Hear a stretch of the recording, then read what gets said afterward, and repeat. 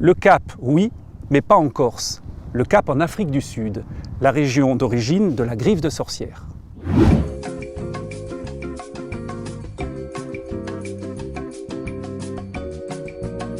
Ce qui est encore plus intéressant que de savoir d'où elle vient, c'est de comprendre son nom en latin, Carpobrotus, qui veut dire tout simplement fruit comestible.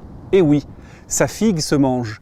On l'appelle d'ailleurs la figue de mer ou la figue de Otranto, qui est une tribu nomade d'Afrique du Sud qui avait l'habitude de le cuisiner au quotidien, ce végétal. Ce qui est d'ailleurs étonnant, c'est que c'est l'un des seuls fruits salés de la planète. Ces feuilles se mangent, mais en réalité elles ne sont pas très bonnes. On n'en a pas l'habitude. Il faut les bouillir plusieurs fois dans plusieurs eaux pour leur enlever le côté astringent. Par contre, elles sont géniales travaillées comme des cornichons.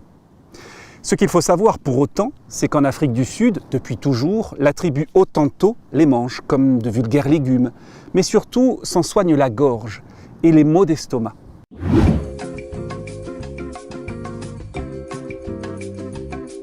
Elles sont très envahissantes et c'est justement là le problème. Voilà pourquoi il y a de grandes campagnes d'arrachage. En Corse par exemple, elles prennent le dessus sur la flore locale. Pourquoi ? Parce qu'en fait, elles ont deux modes de reproduction ultra efficaces. D'abord ce fruit, disséminé par les animaux avec plus de 2000 graines à l'intérieur. Et puis surtout chaque individu qui est capable de se reproduire par rapport à un simple nœud juste à côté de la première plante.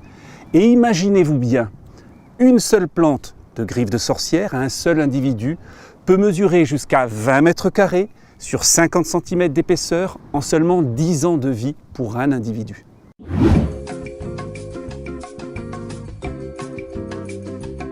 Pas tout à fait. En fait, pour qui connaît la griffe de sorcière, on pourrait dire que c'est aussi une sorcière bien aimée. Vous êtes en bord de plage, il fait chaud, des coups de soleil peut-être, des lèvres gercées, des brûlures, et bien vous avez là, dans le suc de cette plante, la meilleure des crèmes réparatrices.